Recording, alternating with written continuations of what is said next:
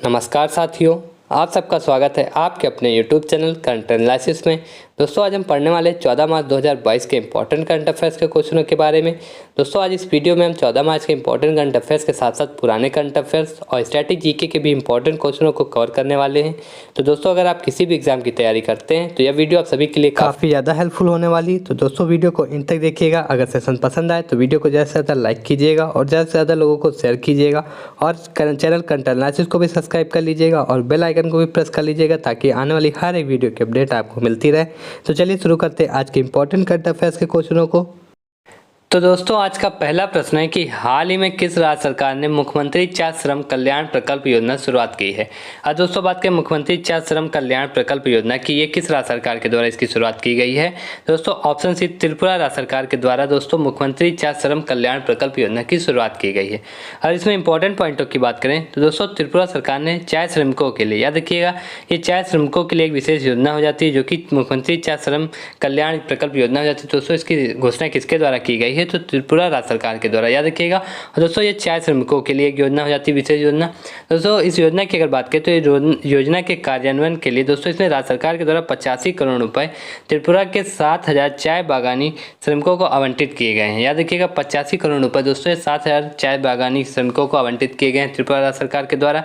दोस्तों ये राज्य सरकार जो चाय श्रमिक है उनको केंद्र सरकार और राज्य सरकार के द्वारा श्रमिकों को उनको हकदार सुविधाओं को एकीकृत करके आवास, राशन और वित्तीय सहायता सुनिश्चित करने के लिए ये योजना को चलाया गया त्रिपुरा राज्य सरकार के द्वारा। दोस्तों याद रखिएगा ये चाय श्रमिकों के एकीकृत करके दोस्तों आवास, राशन और वित्तीय सहायता के लिए ये मुख्यमंत्री छात्र श्रम कल्याण प्रकल्प योजना की शुरुआत की गई है त्रिपुरा राज्य सरकार के द्वारा। याद रखिएगा दोस्तों ये भी याद रखिएगा कितना इसका आवंटन किया गया रुपए, तो दोस्तों 85 करोड़ रुपए का आवंटित किया गया है किनको तो, और दोस्तों कितने श्रमिकों को, तो ये भी याद रखिएगा डाटा 7,000 चाय श्रमिकों को। दोस्तों ये डाटा इंपॉर्टेंट हो जाता है आपके एग्जाम में।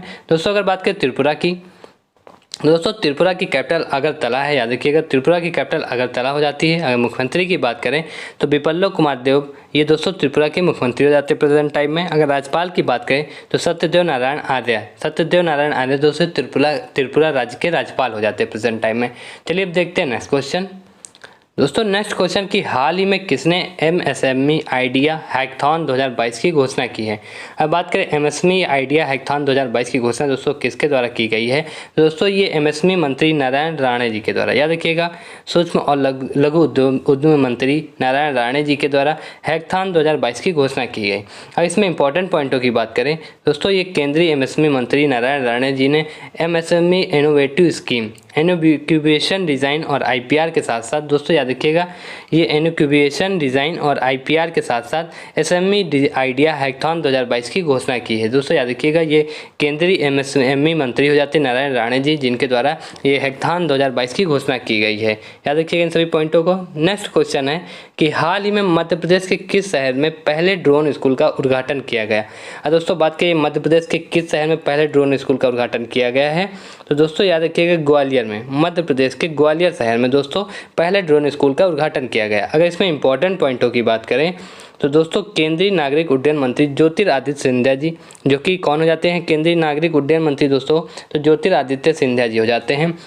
और मुख्यमंत्री दोस्तों मध्य प्रदेश के मुख्यमंत्री याद रखिएगा और मध्य प्रदेश के मुख्यमंत्री शिवराज सिंह चौहान जी हो जाते हैं। इन दोनों लोगों के संयुक्त रूप से दोस्तों मध्य प्रदेश के ग्वालियर में पहले ड्रोन स्कूल की शुभारंभ की गई। याद रखिएगा अगर इसकी बात करें ड्रोन स्कूल की दोस्तों यह ड्रोन स्कूल मध्य प्रदेश के विभिन्न शहरों में खोले जाने वाले 5 ड्रोन स्कूल में से एक है। याद रखिए ये 5 ड्रोन स्कूलों में से एक है जो कि ग्वालियर में खोला गया है। और अन्य 4 शहर दोस्तों कौन कौन से हो जाते हैं, भोपाल, इंदौर, जबलपुर और सतना। तो इन 4 राज्यों शहरों में और भी ड्रोन स्कूल खोले जाने की आगे उम्मीद है। और दोस्तों ये भी 5 दोस्तों सरकार का 5 ड्रोन स्कूल खोले जाने का लक्ष्य था जिसमें से पहला ग्वालियर में खोला जा चुका है। याद रखिएगा और इन 4 राज्यों शहरों में भी खोले जाएंगे दोस्तों, याद रखिएगा। और दोस्तों बात करें मध्य प्रदेश की तो इसकी कैपिटल भोपाल है और प्रेजेंट टाइम में राज्यपाल और मुख्यमंत्री कौन हो जाते हैं मध्य प्रदेश के तो शिवराज सिंह चौहान दोस्तों मुख्यमंत्री हो जाते हैं मध्य प्रदेश के। अगर राज्यपाल की बात करें तो मंगू भाई सी पटेल दोस्तों ये राज्यपाल कहाँ के हो जाते हैं तो मध्य प्रदेश के, याद रखिएगा। अब चलिए देखते हैं नेक्स्ट क्वेश्चन। दोस्तों हाल ही में IRDAI के अध्यक्ष के रूप में किसे नियुक्त किया गया है? अब बात करें IRDAI की, दोस्तों हाल ही में किसे नियुक्त किया गया है अध्यक्ष के रूप में? तो देबाशीष पांडा, याद रखिएगा देबाशीष पांडा जी को IRDAI के अध्यक्ष के रूप में नियुक्त किया गया। और दोस्तों बात करें IRDAI की, दोस्तों देबाशीष पांडा जी ये भारतीय बीमा नियामक और विकास प्राधिकरण, जिसको insurance regulatory and development authority of India इसका फुल फॉर्म हो जाता है IRDAI का, जिससे दोस्तों भारतीय बीमा नियामक और विकास प्राधिकरण जानते हैं नाम से, याद रखिएगा। अगर बात करें इसके अध्यक्ष की तो दोस्तों देबाशीष पांडे जी को, और दोस्तों इन्होंने ये जो देबाशीष पांडे जी हो जाते हैं पूर्व वित्त सचिव भी हो जाते हैं, याद रखिएगा ये पूर्व वित्त सेवा सचिव भी हैं देबाशीष पांडे जी। और दोस्तों इन्होंने IRDAI के अध्यक्ष का पद सुभाष चंद्र खुंटिया, याद रखिएगा सुभाष चंद्र खुंटिया जी इनसे पहले अध्यक्ष हुआ करते थे IRDAI के, इनका स्थान लेंगे दोस्तों। ये याद रखिएगा इन्होंने किसका स्थान लिया, अगर आपसे एग्जाम पूछता है तो दोस्तों याद रखिएगा सुभाष चंद्र खुंटिया जी का। देबाशीष पांडे जी ये प्रेजेंट टाइम में insurance regulatory and development authority of India के अध्यक्ष नियुक्त किए गए हैं। और दोस्तों बात करें IRDAI की तो इसकी स्टैब्लिशमेंट 1999 में हुई, याद रखिएगा 1999 में IRDAI की स्टैब्लिशमेंट हुई, और इसका फुल फॉर्म दोस्तों insurance regulatory and development authority of India हो जाता है। और मुख्यालय की बात करें तो इसका मुख्यालय दोस्तों हैदराबाद में हो जाता है। याद रखिएगा इन सभी पॉइंटों को इंपॉर्टेंट पॉइंट्स हो जाते हैं। दोस्तों अगर वीडियो पसंद आ रही हो तो ज़्यादा से ज़्यादा लाइक कीजिएगा और ज़्यादा से ज़्यादा लोगों को शेयर भी करते रहिएगा। अब चलिए देखते हैं नेक्स्ट क्वेश्चन। दोस्तों नेक्स्ट क्वेश्चन की हाल ही में भारतीय रेलवे के पहले गतिशक्ति कार्गो टर्मिनल को कहाँ शुरू किया गया? अगर बात करें ये भारतीय रेलवे का दोस्तों पहला गतिशक्ति कार्गो टर्मिनल हो जाता है, इसे कहाँ पे शुरू किया गया है? तो दोस्तों थापर नगर झारखंड में, याद रखिएगा थापर नगर झारखंड में दोस्तों इसे गतिशक्ति कार्गो टर्मिनल को शुरुआत की गई है। चलिए अब देखते हैं नेक्स्ट क्वेश्चन। दोस्तों नेक्स्ट क्वेश्चन की हाल ही में इसरो यंग साइंटिस्ट प्रोग्राम के लिए कितने छात्रों का चयन किया गया? अब बात करें इसरो के यंग साइंटिस्ट प्रोग्राम के लिए कितने छात्रों का चयन किया गया है? तो दोस्तों टोटल 150 छात्रों को 150 यंग साइंटिस्ट प्रोग्राम के लिए दोस्तों छात्रों का चयन किया गया इसरो के द्वारा, याद रखिएगा। दोस्तों इसरो की बात करें इस्टेब्लिशमेंट की तो याद रखिएगा 1969 में इसरो की इस्टेब्लिशमेंट हुई। कब दोस्तों? तो 1969 में, याद रखिएगा इंडियन स्पेस रिसर्च ऑर्गेनाइजेशन इसका फुल फॉर्म हो जाता है। इसकी इस्टेब्लिशमेंट कब हुई? तो दोस्तों 1969 में इसरो की इस्टेब्लिशमेंट हुई। अगर हेडक्वार्टर की बात करें तो बेंगलुरु में दोस्तों इसका हेडक्वार्टर हो जाता है। कहाँ पे? तो बेंगलुरु में। और इसके प्रेजेंट टाइम में दोस्तों डायरेक्टर जनरल कौन हो जाते हैं? तो एस सोमनाथ जी, याद रखिएगा एस सोमनाथ जी इसके डायरेक्टर जनरल हो जाते हैं इसरो के। अब चलिए देखते हैं नेक्स्ट क्वेश्चन। दोस्तों नेक्स्ट क्वेश्चन की हाल ही में भारतीय वायुसेना अकादमी के नए कमांडेंट कौन बने? अब बात करें भारतीय वायुसेना के नए अकादमी के नए कमांडेंट की कौन बने हैं? तो दोस्तों ऑप्शन बी चंद्रशेखर, याद रखिएगा बी चंद्रशेखर जी को दोस्तों भारतीय वायुसेना अकादमी का दोस्तों नया कमांडेंट बनाया गया। अगर दोस्तों बात करें इंडियन एयरफोर्स की भारतीय वायुसेना की तो इसकी इस्टेब्लिशमेंट दोस्तों 8 अक्टूबर 1932 में हुई। याद रखिएगा ये दोस्तों काफ़ी ज़्यादा इंपॉर्टेंट क्वेश्चन हो जाता है। अगर बात करें इस्टेब्लिशमेंट की तो दोस्तों इंडियन एयरफोर्स की इस्टेब्लिशमेंट कब हुई? तो 8 अक्टूबर 1932 को, याद रखिएगा। और दोस्तों मुख्यालय की बात करें तो इसका मुख्यालय नई दिल्ली में हो जाता है। और प्रमुख कौन है प्रेजेंट टाइम में? तो दोस्तों विवेक राम चौधरी जिन्हें हाल ही में नियुक्त किया गया भारतीय वायुसेना के प्रमुख के रूप में। और उप प्रमुख कौन हो जाते हैं? तो दोस्तों संदीप सिंह जी। दोस्तों ये स्ट्रेटेजी के 3 क्वेश्चन काफ़ी ज़्यादा इंपॉर्टेंट आपके एग्जाम्स में बन सकते हैं। तो ये क्वेश्चन आपके एग्जाम में जरूर से जरूर पूछे जा सकते हैं, काफ़ी ज़्यादा इंपॉर्टेंट हो सकते हैं आपके एग्जाम्स में। दोस्तों इन क्वेश्चनों को याद रखिएगा। अब बात करें राफेल उड़ाने वाली पहली महिला पायलट कौन थी? तो दोस्तों याद रखिएगा शिवांगी सिंह बनी है। ये राफेल उड़ाने वाली पहली महिला पायलट हो जाती हैं। कौन? तो दोस्तों शिवांगी सिंह। दोस्तों बात करें भारतीय वायुसेना की पहली महिला फाइटर पायलट कौन है? तो भावना कंठ। दोस्तों याद रखिएगा भावना कंठ दोस्तों ये भारतीय वायुसेना की पहली महिला फाइटर पायलट हो जाती हैं। और दोस्तों राफेल उड़ाने वाली पहली महिला कौन है? तो शिवांगी सिंह। दोस्तों कंफ्यूज मत होइएगा, इन सभी क्वेश्चंस का लैंग्वेज को समझिएगा। तब दोस्तों बात करते हैं भारतीय वायुसेना की पहली महिला पायलट की। दोस्तों ये पहली महिला पायलट हो जाती हैं हरिता कौर डोयल जी। और दोस्तों ये पहली महिला फाइटर पायलट हो जाती है। याद रखिएगा फाइटर पायलट अगर आपसे एग्जाम में पूछता है दोस्तों तो वो भावना कंठ जी हो जाती हैं। अगर पहली महिला पायलट की बात करें तो हरिता कौर डोयल हो जाती हैं। अगर दोस्तों आपसे एग्जाम में राफेल उड़ाने वाली पहली महिला पायलट की बात करें तो शिवांगी सिंह जी हो जाती हैं। अब चलिए देखते हैं नेक्स्ट क्वेश्चन। दोस्तों नेक्स्ट क्वेश्चन की हाल ही में आरबीआई ने किस पेमेंट बैंक को नए ग्राहकों को ऑन बोर्डिंग के रोकने का निर्देश दिया है? दोस्तों ये आरबीआई ने किस पेमेंट बैंक को नए ग्राहकों को ऑन बोर्डिंग को रोकने का निर्देश दिया है?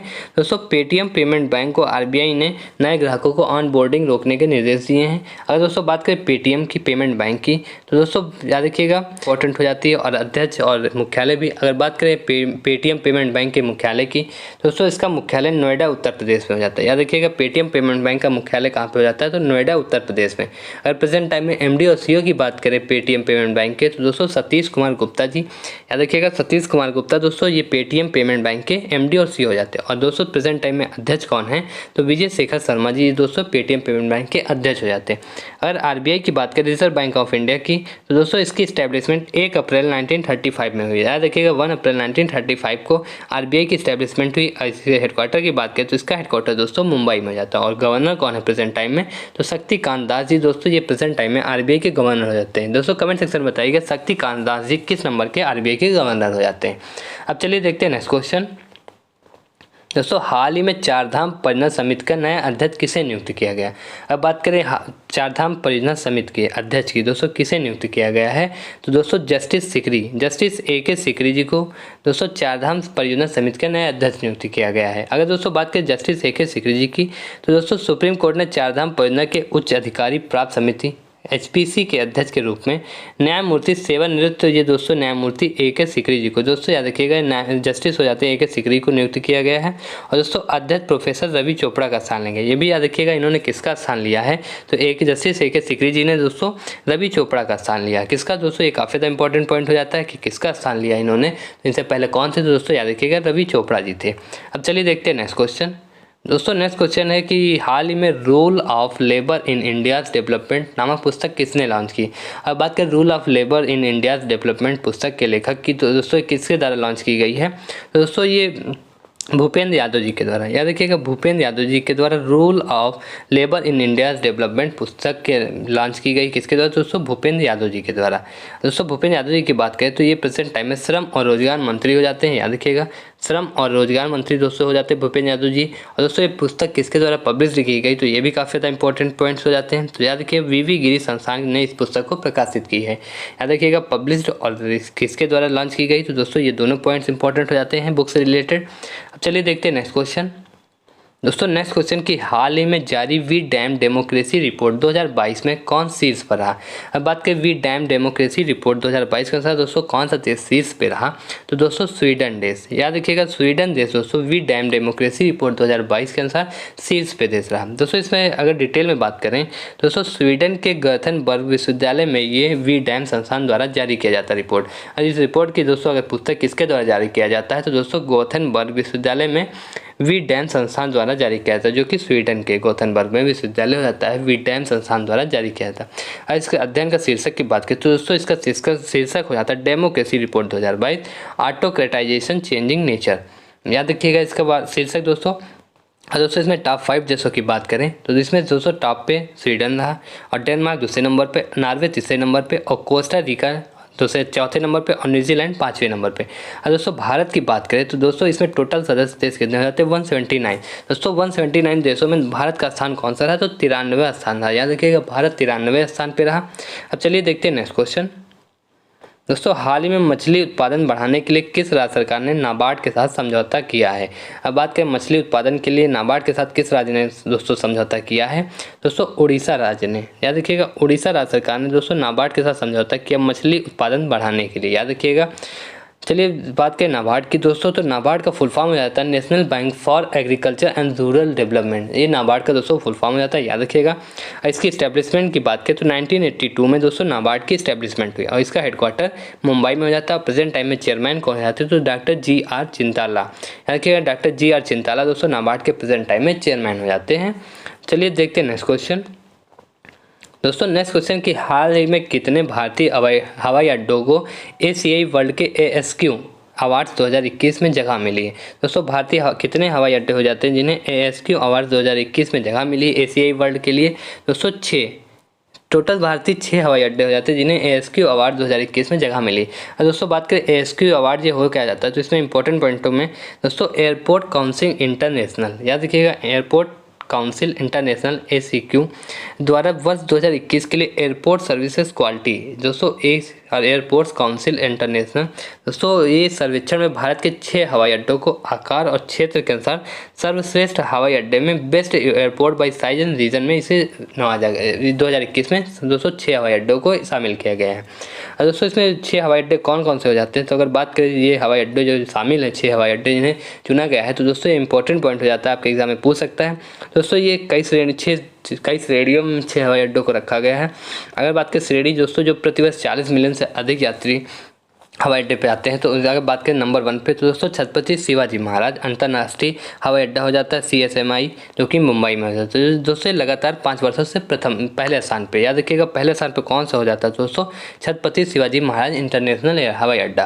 और दोस्तों बात करें दूसरे पे, ये प्रतिवर्ष 40 मिलियन से अधिक, दोस्तों इसमें श्रेणी में 2 एयरपोर्ट हैं, जैसे कि एक छत्रपति शिवाजी महाराज इंटरनेशनल एयरपोर्ट हो जाता है, और दोस्तों दूसरा नई दिल्ली में दोस्तों इंदिरा गांधी इंटरनेशनल एयरपोर्ट हो जाता है। याद रखिएगा इन दोनों एयरपोर्ट को दोस्तों।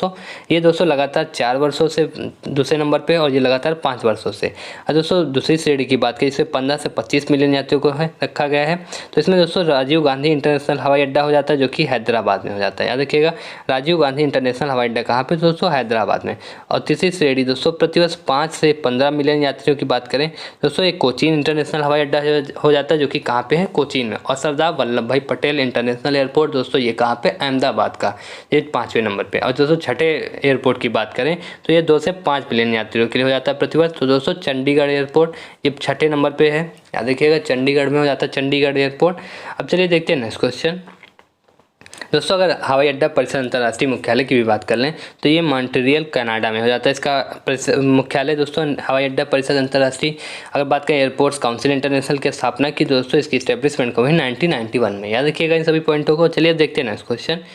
दोस्तों नेक्स्ट क्वेश्चन की हाल ही में कोलगेट पामोलिव इंडिया की नई MD और CEO कौन बनी है। अब बात करें कोलगेट पामोलिव इंडिया की नई MD और CEO की दोस्तों किसे बनाया गया है, तो दोस्तों ये प्रभा नरसिम्हन, याद देखिएगा प्रभा नरसिम्हन जी को कोलगेट पामोलिव इंडिया की नई MD और CEO बनाया गया। दोस्तों आप पिक्चर में देख सकते हैं, ये प्रभा नरसिम्हन जी हैं जिन्हें कोलगेट पामोलिव इंडिया की नई MD और CEO बनाया गया है। दोस्तों अगर इसमें डिटेल की बात करें तो प्रभा नरसिम्हन को कोलगेट पामोलिव इंडिया लिमिटेड का CEO और MD नियुक्त किया गया। दोस्तों इन्होंने राम राघवन जी का स्थान लेंगे। याद रखिएगा किसका स्थान लेंगे दोस्तों, ये पॉइंट काफ़ी ज़्यादा इंपॉर्टेंट हो जाता है आपके एग्जाम्स में। अगर आपसे एग्जाम में पूछा किसका स्थान लेंगी, तो दोस्तों याद रखिएगा राम राघवन जी का स्थान लेंगे। दोस्तों अगर बात करें कोलगेट पामोलिव इंडिया की, तो ये दोस्तों एक प्रेसिडेंट एंटरप्राइजेज ओरल केयर के रूप में पदोन्नत किया गया। याद रखिएगा पामोलिव कंपनी में प्रेसिडेंट एंटरप्राइजेज ओरल केयर के रूप में पदोन्नत किया गया है। और दोस्तों ये इससे पहले कोलगेट पामोलिव के CEO MD बनने से पहले ये दोस्तों हिंदुस्तान यूनिलीवर की कार्यकारी निदेशक के रूप में भी कार्यरत थी। याद रखिएगा दोस्तों अगर आपसे एग्जाम पूछा है इससे पहले कहाँ पे कार्यरत थी, तो दोस्तों एक कार्यकारी निदेशक के रूप में HUL हिंदुस्तान यूनिलीवर के कार्यकारी निदेशक के रूप में भी कार्यरत थी। चलिए देखते हैं नेक्स्ट क्वेश्चन। दोस्तों नेक्स्ट क्वेश्चन की हाल ही में किस राज्य सरकार ने महिला @ कार्यक्रम शुरू किया। दोस्तों ये महिला @ एक कार्य, ये पूरा कार्यक्रम का नाम ही हो जाता है। ये दोस्तों किस राज्य सरकार के द्वारा शुरू किया गया है, तो दोस्तों कर्नाटक राज्य सरकार के द्वारा शुरू किया गया है।